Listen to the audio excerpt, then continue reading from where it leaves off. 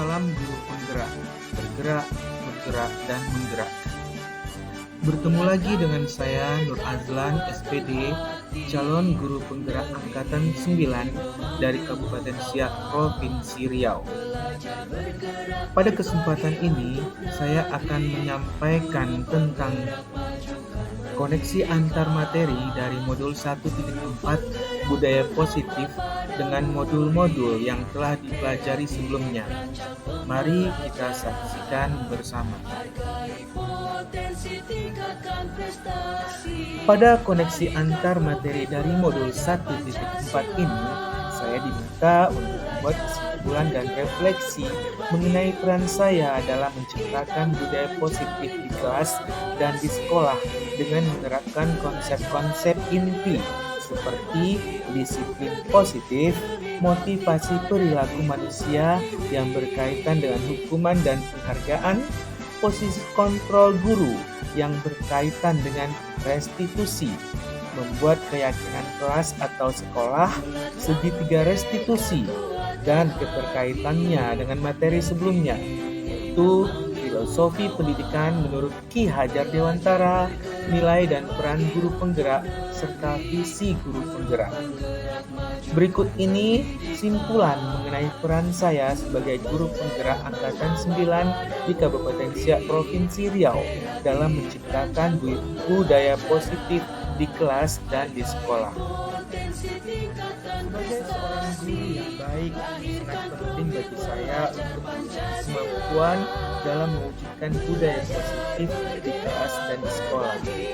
Budaya positif dapat terwujud dengan menerapkan konsep-konsep inti yang telah saya sebutkan tadi, seperti disiplin positif, pemahaman tentang motivasi perilaku manusia yang terkait dengan hukuman dan penghargaan, posisi kontrol sebagai seorang guru, pembuatan kesepakatan dan keyakinan bersama di kelas atau di sekolah, dan penerapan segitiga restitusi dalam menyelesaikan masalah.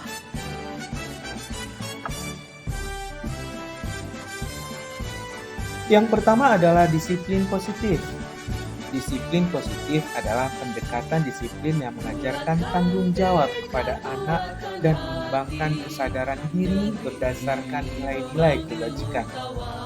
Disiplin positif lebih fokus pada disiplin internal yang memungkinkan peserta didik untuk mengontrol tindakan mereka.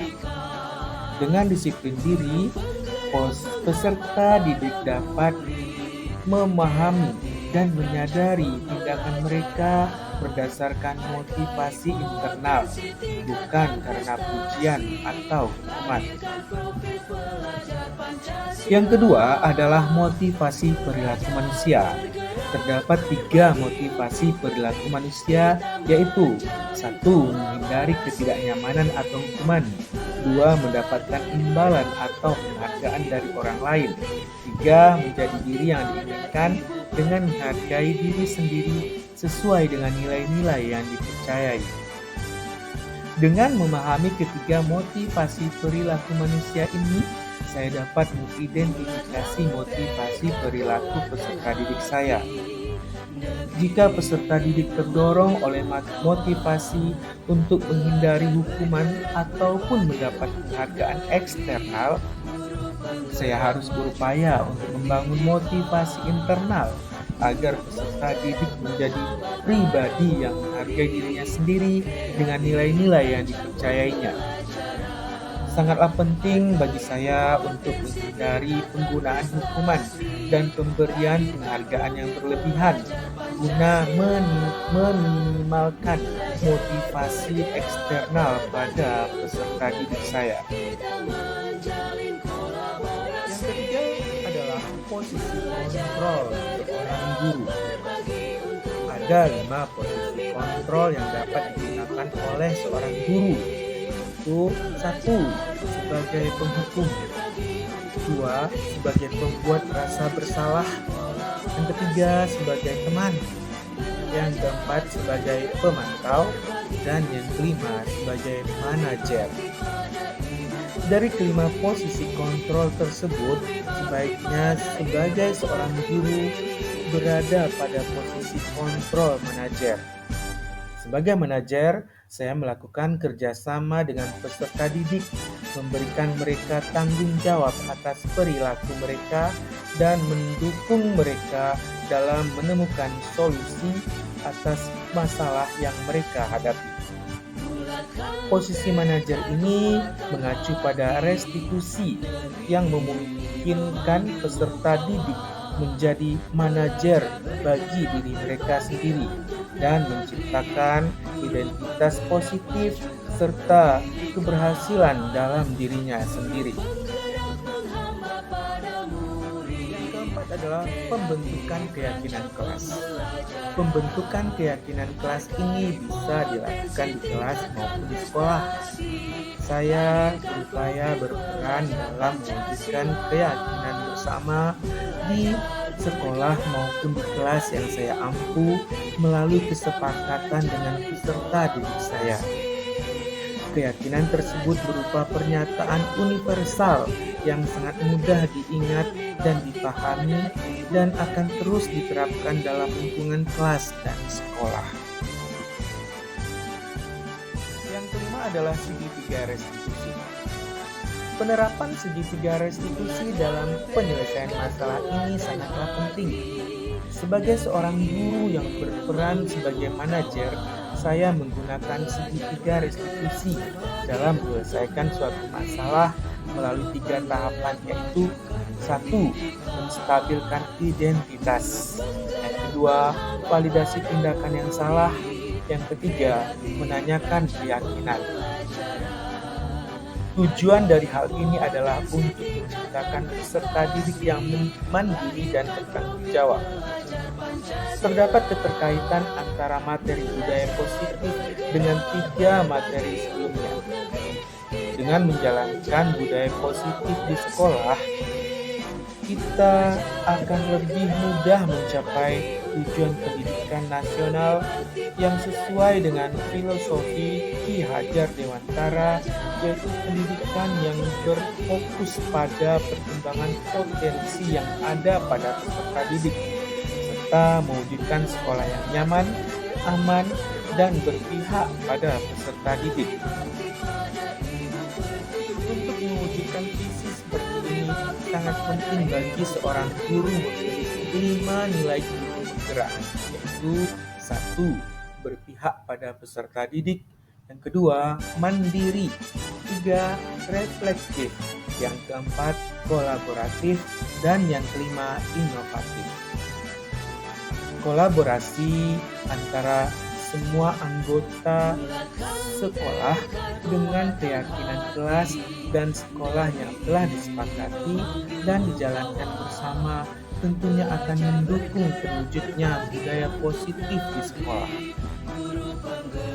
Setelah saya mempelajari konsep-konsep inti pada modul 1.4 tentang budaya positif seperti disiplin positif, teori kontrol, teori motivasi, hukuman dan penghargaan, posisi kontrol guru, kebutuhan dasar manusia, keyakinan kelas, dan segitiga restitusi, saya menyadari bahwa semua konsep tersebut harus benar-benar dipahami dan diwujudkan dalam tindakan serta dibagikan kepada rekan guru di sekolah.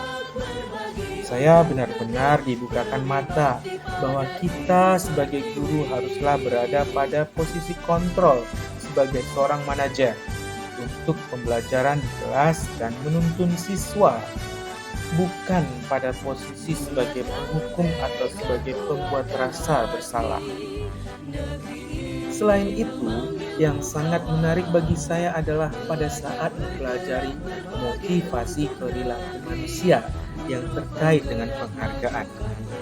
Saya menyadari bahwa penghargaan ternyata dapat memiliki dampak negatif bagi peserta didik, seperti merusak hubungan, mengurangi ketepatan, menurunkan kualitas, dan mematikan kreativitas. Penghargaan ternyata dapat bersifat menghukum. Hal ini merupakan perubahan yang sangat di luar dugaan saya.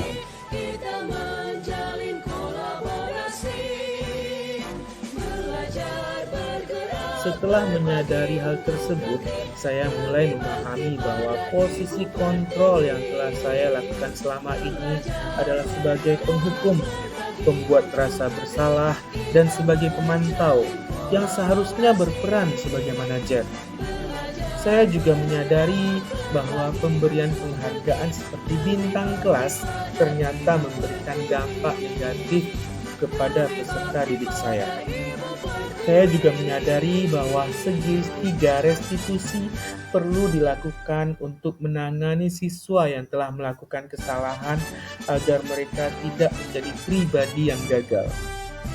Saya juga menyadari bagaimana pentingnya menampakkan nilai-nilai kebajikan kepada peserta didik saya serta membiasakan tentang keyakinan dan kesepakatan kelas.